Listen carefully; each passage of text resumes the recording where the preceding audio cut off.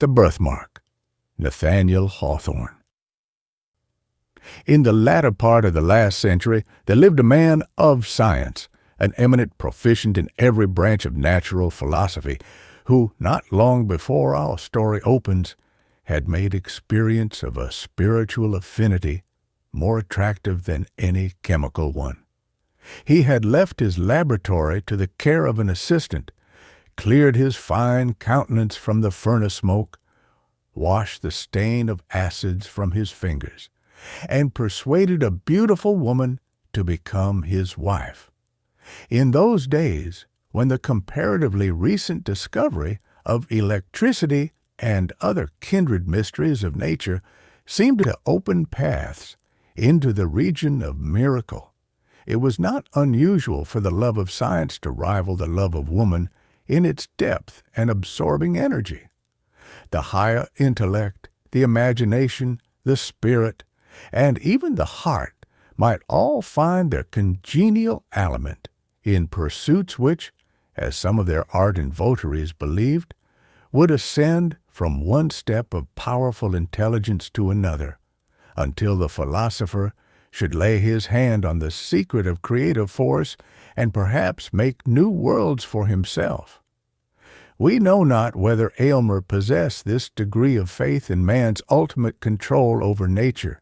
He had devoted himself, however, too unreservedly to scientific studies ever to be weaned from them by any second passion. His love for his young wife might prove the stronger of the two, but it could only be by intertwining itself with his love of science, and uniting the strength of the latter to his own. Such a union accordingly took place and was attended with truly remarkable consequences and a deeply impressive moral. One day, very soon after their marriage, Aylmer sat gazing at his wife with a trouble in his countenance that grew stronger until he spoke. "Georgiana," said he, "has it never occurred to you that the mark upon your cheek might be removed?" "No, indeed," said she, smiling, but perceiving the seriousness of his manner, she blushed deeply. "To tell you the truth, it has been so often called a charm that I was simple enough to imagine it might be so." "Ah, upon another face perhaps it might," replied her husband, "but never on yours. No, dearest Georgiana, you came so nearly perfect from the hand of nature that this slightest possible defect, which we hesitate whether to term a defect or a beauty, shocks me, as being the visible mark of earthly imperfection." "Shocks you, my husband!" cried Georgiana, deeply hurt, at first reddening with momentary anger, but then bursting into tears. "Then why did you take me from my mother's side? You cannot love what shocks you." To explain this conversation, it must be mentioned that in the center of Georgiana's left cheek there was a singular mark, deeply interwoven, as it were, with the texture and substance of her face. In the usual state of her complexion, a healthy though delicate bloom, the mark wore a tint of deeper crimson, which imperfectly defined its shape amid the surrounding rosiness. When she blushed, it gradually became more indistinct, and finally vanished amid the triumphant rush of blood that bathed the whole cheek with its brilliant glow. But if any shifting motion caused her to turn pale, there was the mark again, a crimson stain upon the snow, in what Aylmer sometimes deemed an almost fearful distinctness. Its shape bore not a little similarity to the human hand, though of the smallest pygmy size. Georgiana's lovers were wont to say that some fairy at her birth hour had laid her tiny hand upon the infant's cheek, and left this impress there in token of the magic endowments that were to give her such sway over all hearts. Many a desperate swain would have risked life for the privilege of pressing his lips to the mysterious hand. It must not be concealed, however, that the impression wrought by this fairy sign manual varied exceedingly, according to the difference of temperament in the beholders. Some fastidious persons, but they were exclusively of her own sex, affirmed that the bloody hand, as they chose to call it, quite destroyed the effect of Georgiana's beauty, and rendered her countenance even hideous. But it would be as reasonable to say that one of those small blue stains which sometimes occur in the purest statuary marble would convert the Eve of Powers to a monster. Masculine observers, if the birthmark did not heighten their admiration, contented themselves with wishing it away, that the world might possess one living specimen of ideal loveliness without the semblance of a flaw. After his marriage, for he thought little or nothing of the matter before, Aylmer discovered that this was the case with himself. Had she been less beautiful, if envy's self could have found aught else to sneer at, he might have felt his affection heightened by the prettiness of this mimic hand, now vaguely portrayed, now lost, now stealing forth again and glimmering to and fro with every pulse of emotion that throbbed within her heart. But seeing her otherwise so perfect, he found this one defect grow more and more intolerable with every moment of their united lives. It was the fatal flaw of humanity, which nature, in one shape or another, stamps ineffaceably on all her productions, either to imply that they are temporary and finite, or that their perfection must be wrought by toil and pain. The crimson hand expressed the ineludible gripe in which mortality clutches the highest and purest of earthly mold, degrading them into kindred with the lowest, and even with the very brutes, like whom their visible frames return to dust. In this manner, selecting it as the symbol of his wife's liability to sin, sorrow, decay, and death, Aylmer's somber imagination was not long in rendering the birthmark a frightful object, causing him more trouble and horror than ever Georgiana's beauty, whether of soul or sense, had given him delight. At all the seasons which should have been their happiest, he invariably, and without intending it, nay, in spite of a purpose to the contrary, reverted to this one disastrous topic. Trifling as it at first appeared, it so connected itself with innumerable trains of thought and modes of feeling that it became the central point of all. With the morning twilight, Aylmer opened his eyes upon his wife's face and recognized the symbol of imperfection, and when they sat together at the evening hearth, his eyes wandered stealthily to her cheek, and beheld, flickering with the blaze of the wood fire, the spectral hand that wrote mortality where he would fain have worshipped. Georgiana soon learned to shudder at his gaze. It needed but a glance, with the peculiar expression that his face often wore, to change the roses of her cheek into a death-like paleness, amid which the crimson hand was brought strongly out, like a bas-relief of ruby on the whitest marble.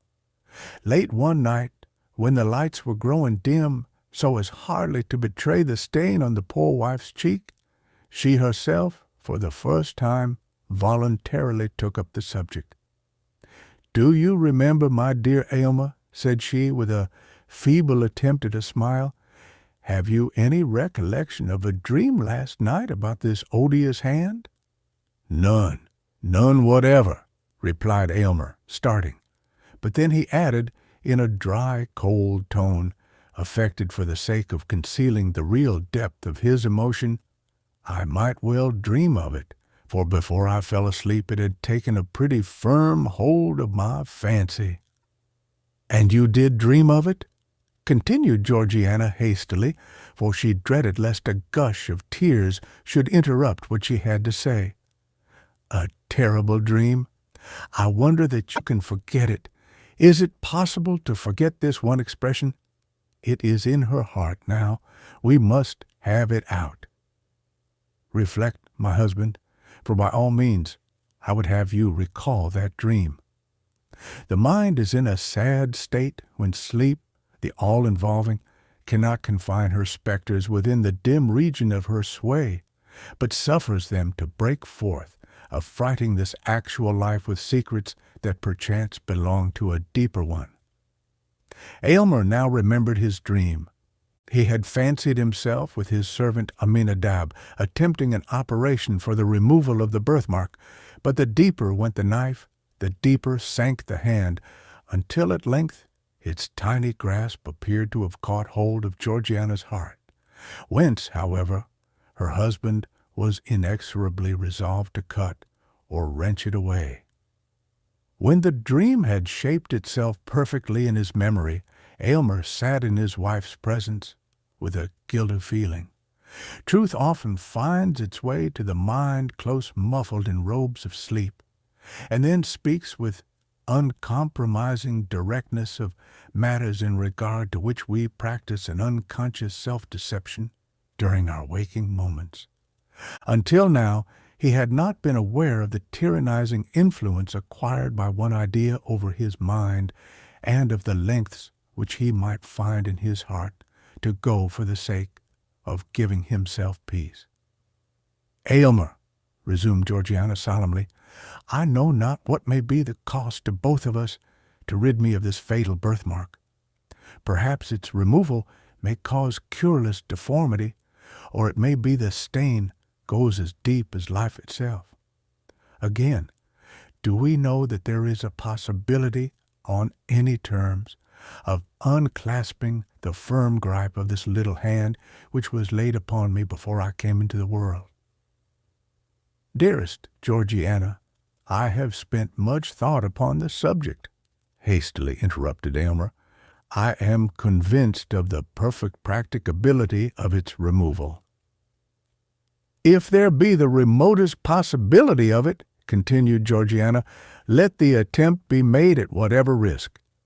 Danger is nothing to me, for life, while this hateful mark makes me the object of your horror and disgust, life is a burden which I would fling down with joy.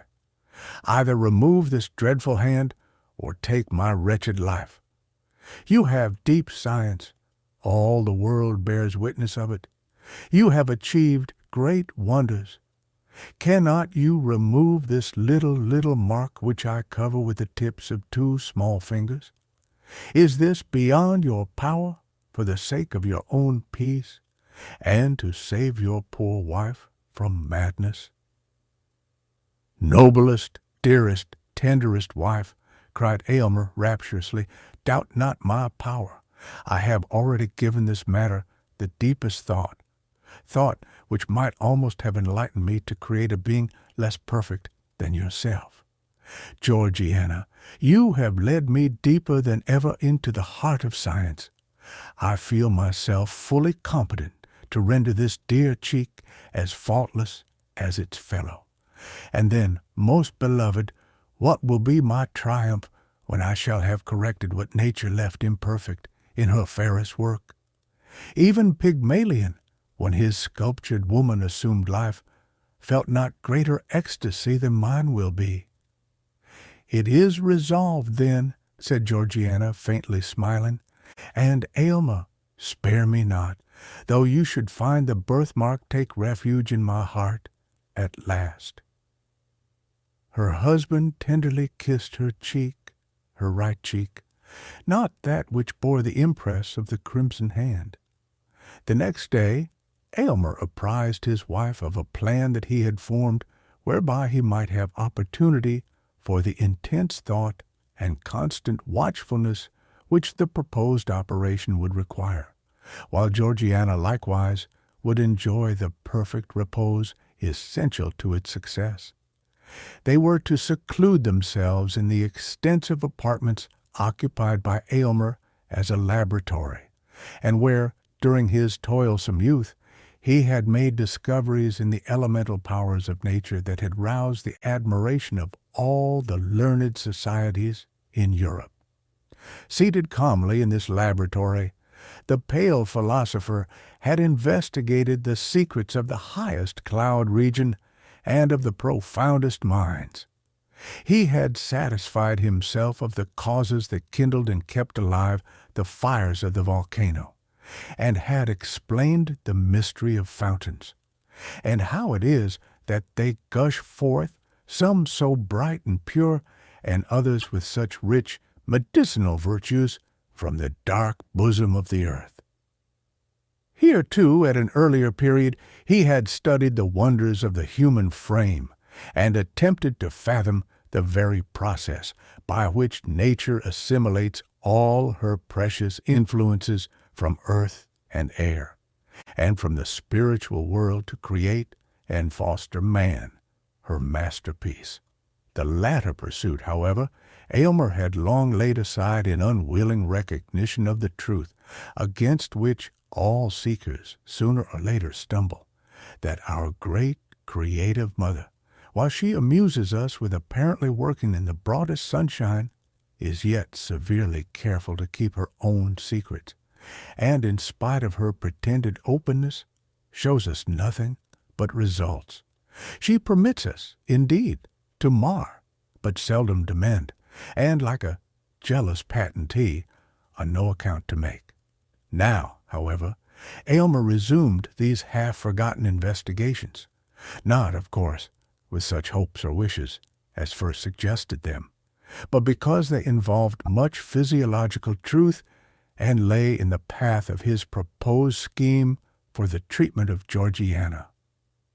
As he led her over the threshold of the laboratory, Georgiana was cold and tremulous.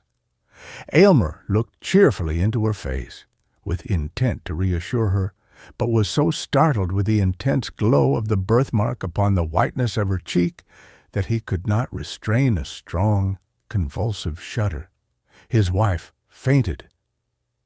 "Aminadab! Aminadab!" shouted Aylmer, stamping violently on the floor.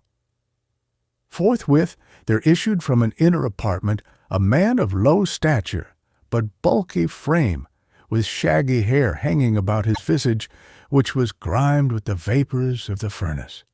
This personage had been Aylmer's underworker during his whole scientific career, and was admirably fitted for that office by his great mechanical readiness, and the skill with which, while incapable of comprehending a single principle, he executed all the details of his master's experiments.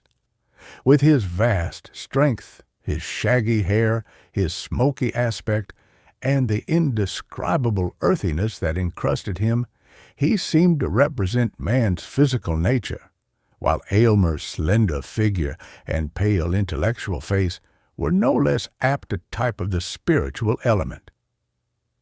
"Throw open the door of the boudoir, Aminadab," said Aylmer, "and burn a pastille."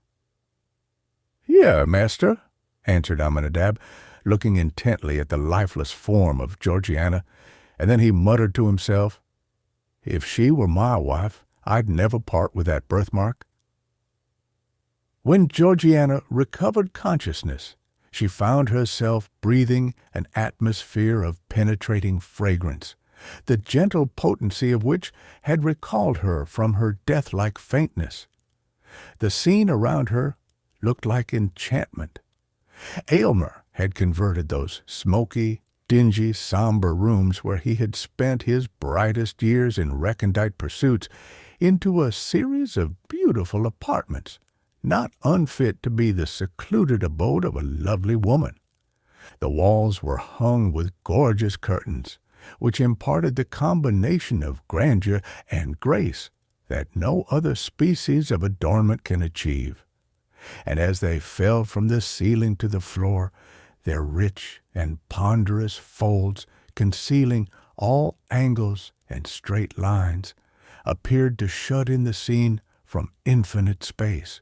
For aught Georgiana knew, it might be a pavilion among the clouds, and Aylmer, excluding the sunshine, which would have interfered with his chemical processes, had supplied its place with perfumed lamps, emitting flames of various hue, but all uniting in a soft, empurpled radiance.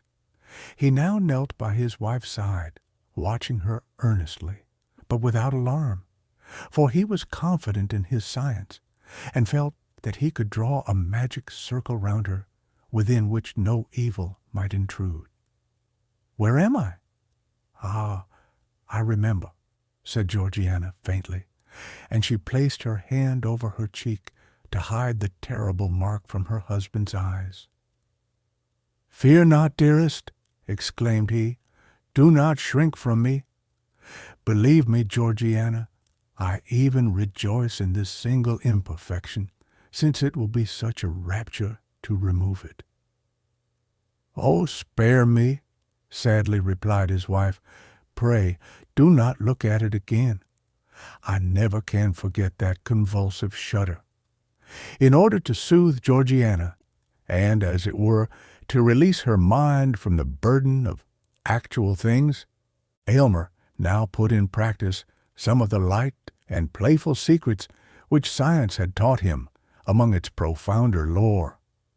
Airy figures, absolutely bodiless ideas, and forms of unsubstantial beauty came and danced before her, imprinting their momentary footsteps on beams of light. Though she had some indistinct idea of the method of these optical phenomena, still the illusion was almost perfect enough to warrant the belief that her husband possessed sway over the spiritual world. Then again, when she felt a wish to look forth from her seclusion immediately, as if her thoughts were answered, the procession of external existence flitted across a screen. The scenery and the figures of actual life were perfectly represented, but with that bewitching yet indescribable difference which always makes a picture, an image, or a shadow so much more attractive than the original. When wearied of this, Aylmer bade her cast her eyes upon a vessel containing a quantity of earth. She did so with little interest at first, but was soon startled to perceive the germ of a plant shooting upward from the soil. Then came the slender stalk. The leaves gradually unfolded themselves, and amid them was a perfect and lovely flower. "It is magical," cried Georgiana. "I dare not touch it."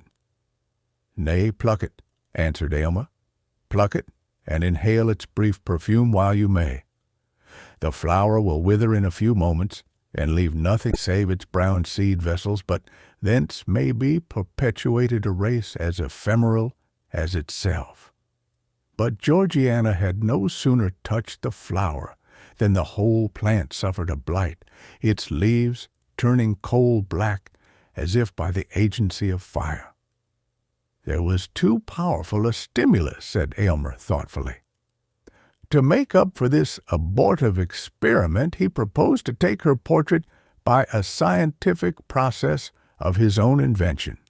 It was to be effected by rays of light striking upon a polished plate of metal. Georgiana assented, but on looking at the result, was affrighted to find the features of the portrait blurred and indefinable, while the minute figure of a hand appeared where the cheek should have been. Aylmer snatched the metallic plate and threw it into a jar of corrosive acid. Soon, however, he forgot these mortifying failures. In the intervals of study and chemical experiment, he came to her flushed and exhausted, but seemed invigorated by her presence, and spoke in glowing language of the resources of his art.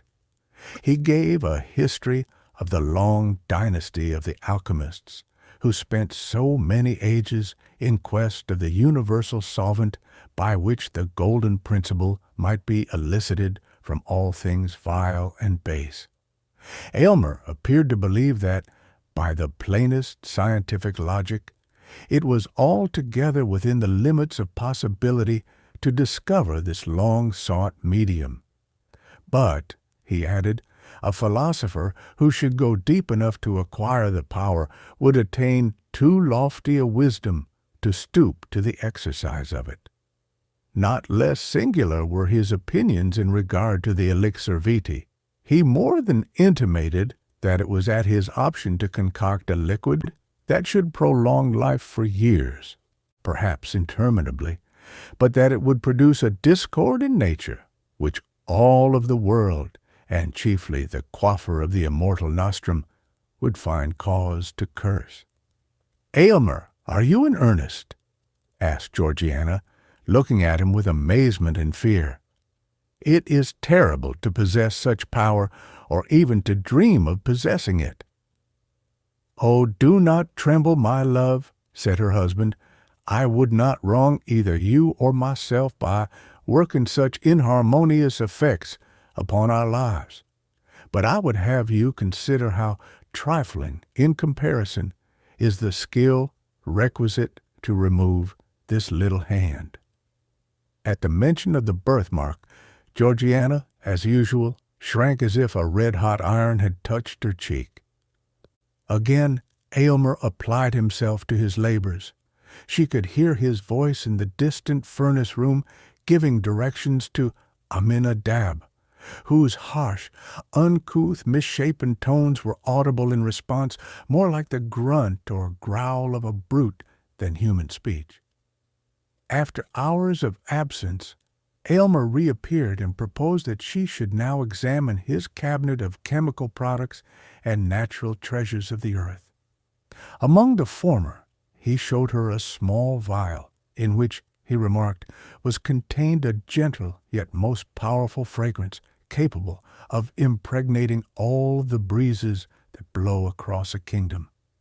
They were of inestimable value, the contents of that little vial, and as he said so, he threw some of the perfume into the air and filled the room with piercing and invigorating delight. "And what is this?" asked Georgiana, pointing to a small crystal globe containing a gold-colored liquid. "It is so beautiful to the eye that I could imagine it the elixir of life." "In one sense it is," replied Aylmer, "or rather, the elixir of immortality. It is the most precious poison that ever was concocted in this world. By its aid I could apportion the lifetime of any mortal at whom you might point your finger.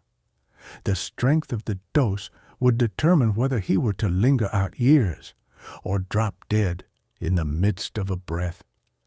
No king on his guarded throne could keep his life if I, in my private station, should deem that the welfare of millions justified me in depriving him of it." "Why do you keep such a terrific drug?" inquired Georgiana in horror. "Do not mistrust me, dearest," said her husband, smiling. "Its virtuous potency is yet greater than its harmful one. But see, here is a powerful cosmetic. With a few drops of this in a vase of water, freckles may be washed away as easily as the hands are cleansed. A stronger infusion would take the blood out of the cheek and leave the rosiest beauty a pale ghost." "Is it with this lotion that you intend to bathe my cheek?" asked Georgiana anxiously. "Oh, no," hastily replied her husband. "This is merely superficial. Your case demands a remedy that shall go deeper." In his interviews with Georgiana, Aylmer generally made minute inquiries as to her sensations and whether the confinement of the rooms and the temperature of the atmosphere agreed with her. These questions had such a particular drift that Georgiana began to conjecture that she was already subjected to certain physical influences, either breathed in with the fragrant air or taken with her food. She fancied likewise, but it might be altogether fancy, that there was a stirring up of her system, a strange, indefinite sensation creeping through her veins and tingling, half painfully, half pleasurably, at her heart. Still, whenever she dared to look into the mirror, There she beheld herself pale as a white rose, and with the crimson birthmark stamped upon her cheek. Not even Aylmer now hated it so much as she. To dispel the tedium of the hours which her husband found it necessary to devote to the processes of combination and analysis, Georgiana turned over the volumes of his scientific library. In many dark old tomes she met with chapters full of romance and poetry. They were the works of philosophers of the Middle Ages, such as Albertus Magnus, Cornelius Agrippa, Paracelsus, and the famous friar who created the prophetic brazen head. All these antique naturalists stood in advance of their centuries, yet were imbued with some of their credulity, and therefore were believed and perhaps imagined themselves to have acquired from the investigation of nature a power above nature, and from physics a sway over the spiritual world.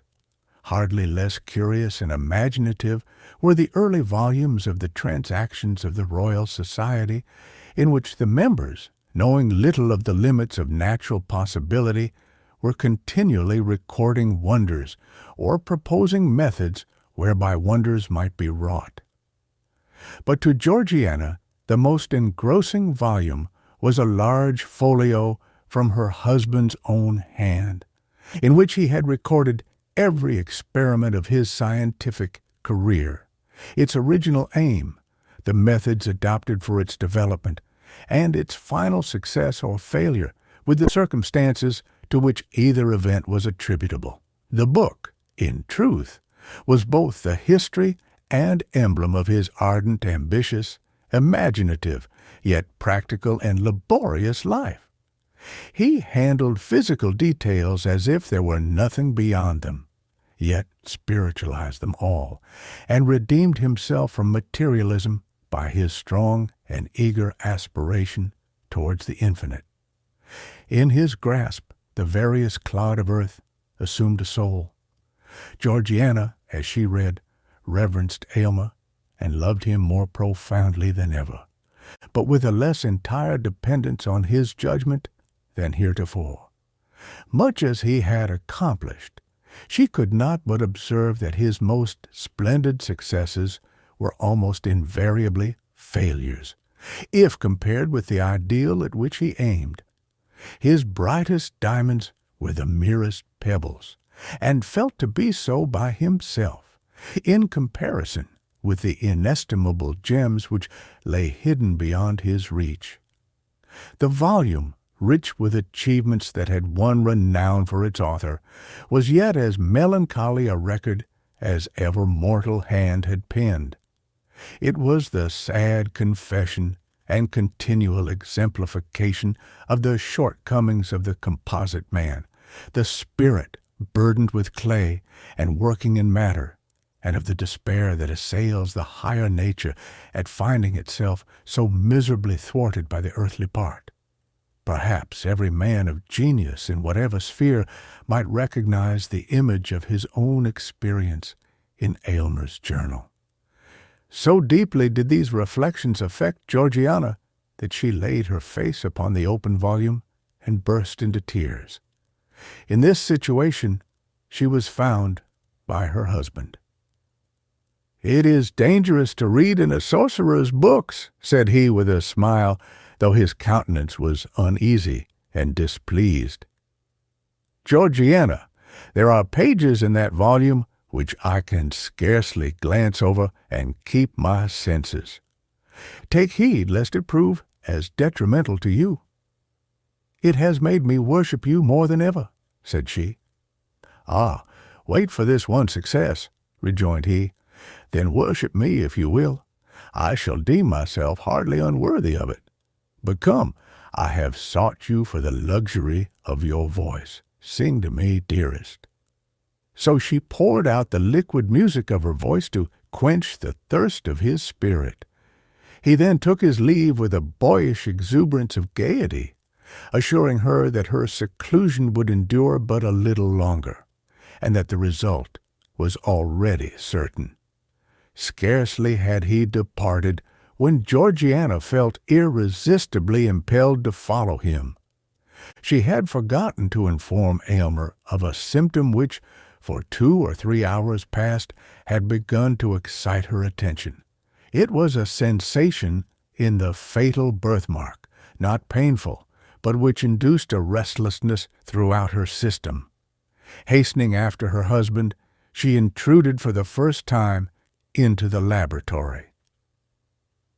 The first thing that struck her eye was the furnace, that hot and feverish worker, with the intense glow of its fire, which, by the quantities of soot clustered above it, seemed to have been burning for ages. There was a distilling apparatus in full operation. Around the room were retorts, tubes, cylinders, crucibles, and other apparatus of chemical research. An electrical machine stood ready for immediate use. The atmosphere felt oppressively close, and was tainted with gaseous odors which had been tormented forth by the processes of science. The severe and homely simplicity of the apartment, with its naked walls and brick pavement, looked strange, accustomed as Georgiana had become to the fantastic elegance of her boudoir. But what chiefly, indeed almost solely, drew her attention was the aspect of Aylmer himself. He was pale as death, anxious and absorbed, and hung over the furnace as if it depended upon his utmost watchfulness whether the liquid which it was distilling should be the draught of immortal happiness or misery. How different from the sanguine and joyous mien that he had assumed for Georgiana's encouragement.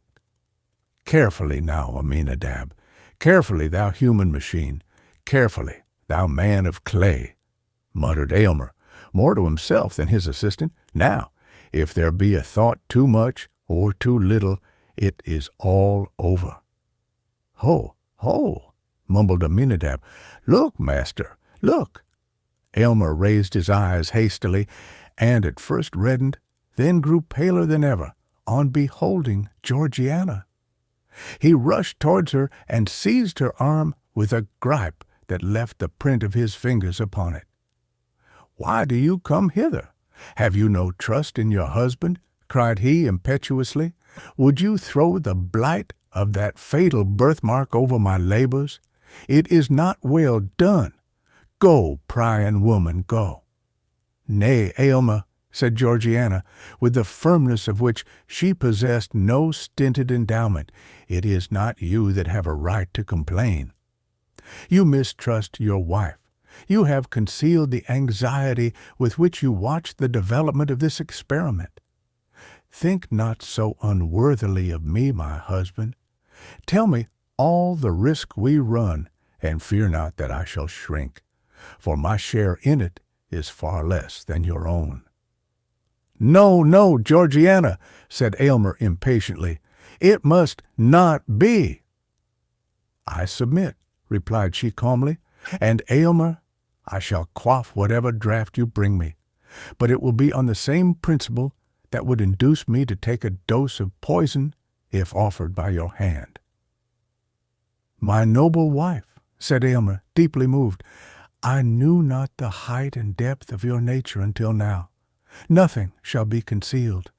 Know then that this crimson hand, superficial as it seems, has clutched its grasp into your being with a strength of which I had no previous conception.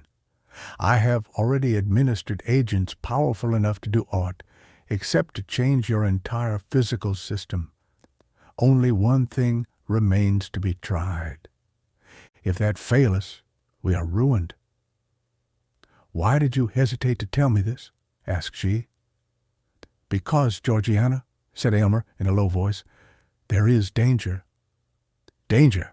There is but one danger, that this horrible stigma shall be left upon my cheek," cried Georgiana. "Remove it, whatever be the cost, or we shall both go mad." "Heaven knows your words are too true," said Aylmer sadly. "And now, dearest, return to your boudoir. In a little while all will be tested." He conducted her back and took leave of her with a solemn tenderness which spoke far more than his words how much was now at stake. After his departure, Georgiana became wrapped in musings. She considered the character of Aylmer, and did it completer justice than at any previous moment. Her heart exulted while it trembled at his honorable love, so pure and lofty, that it would accept nothing less than perfection, nor miserably make itself contented with an earthlier nature than he had dreamed of. She felt how much more precious was such a sentiment than that meaner kind which would have borne with imperfection for her sake, and have been guilty of treason to holy love by degrading its perfect idea to the level of the actual. And with her whole spirit she prayed that, for a single moment, she might satisfy his highest and deepest conception. Longer than one moment she well knew it could not be, for his spirit was ever on the march, ever ascending, and each instant required something that was beyond the scope of the instant before. The sound of her husband's footsteps aroused her. He bore a crystal goblet containing a liquor colorless as water, but bright enough to be the draught of immortality. Aylmer was pale, but it seemed rather the consequence of a highly wrought state of mind and tension of spirit than of fear or doubt. "The concoction of the draught has been perfect," said he in answer to Georgiana's look. "Unless all my science have deceived me, it cannot fail." "Save on your account, my dearest Aylmer," observed his wife. "I might wish to put off this birthmark of mortality by relinquishing mortality itself in preference to any other mode. Life is but a sad possession to those who have attained precisely the degree of moral advancement at which I stand. Were I weaker and blinder, it might be happiness.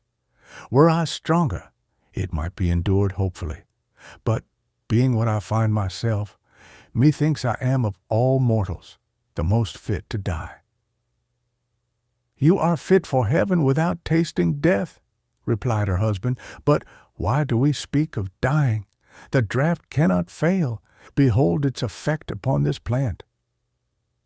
On the window seat there stood a geranium diseased with yellow blotches, which had overspread all its leaves.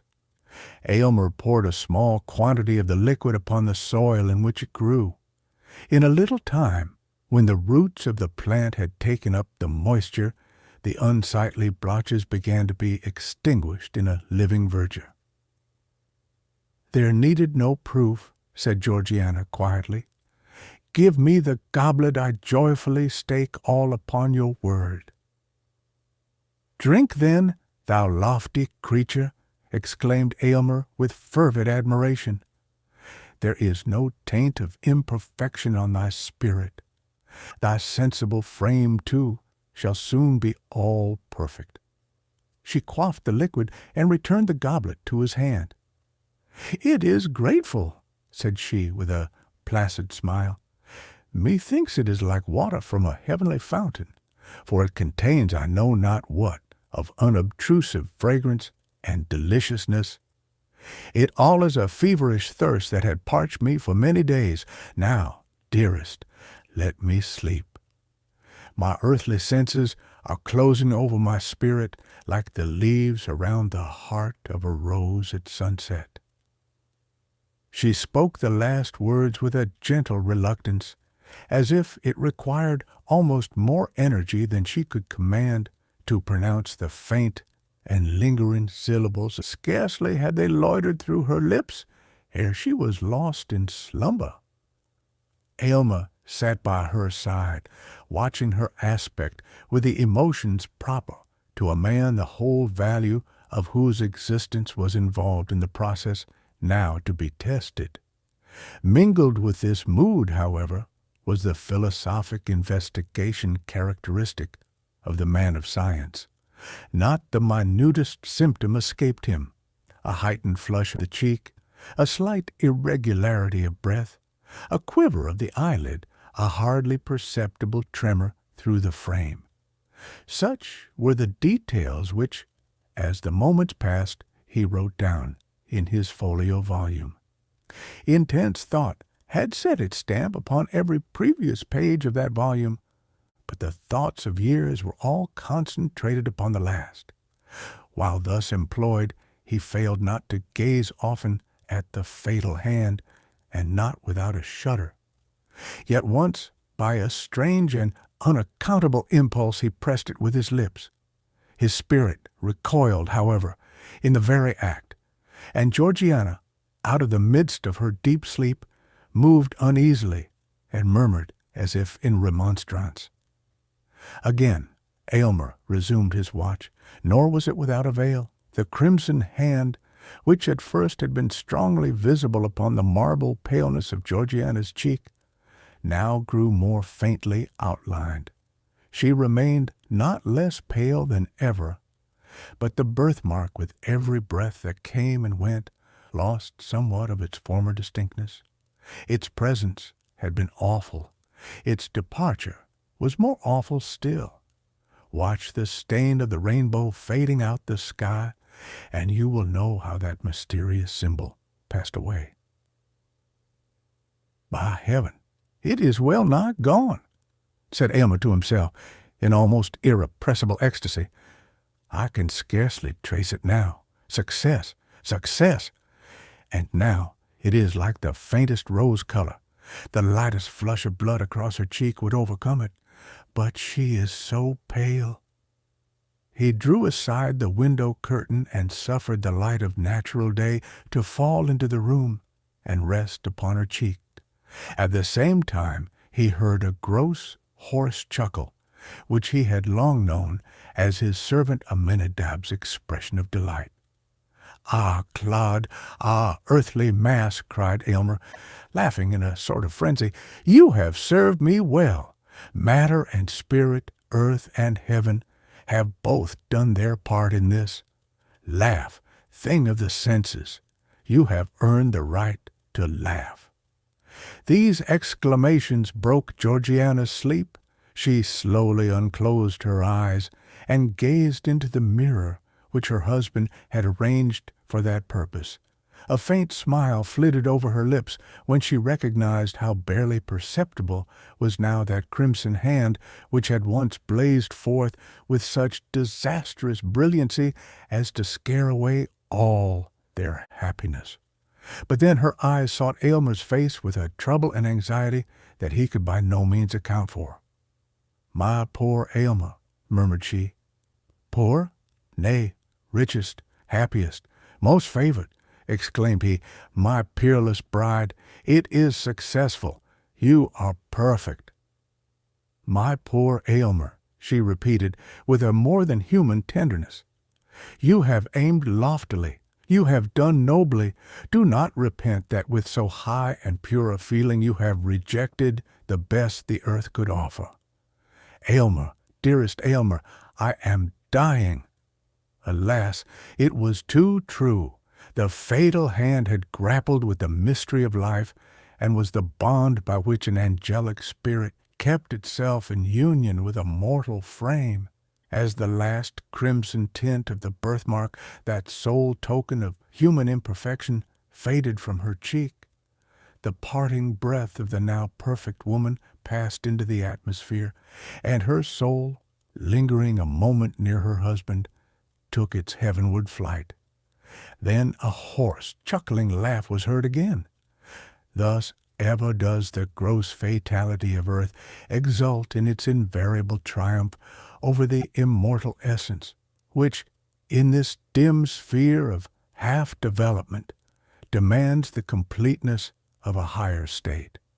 Yet, had Aylmer reached a profounder wisdom, he need not thus have flung away the happiness which would have woven his mortal life of the self-same texture with the celestial. The momentary circumstance was too strong for him. He failed to look beyond the shadowy scope of time, and, living once for all in eternity, to find the perfect future in the present.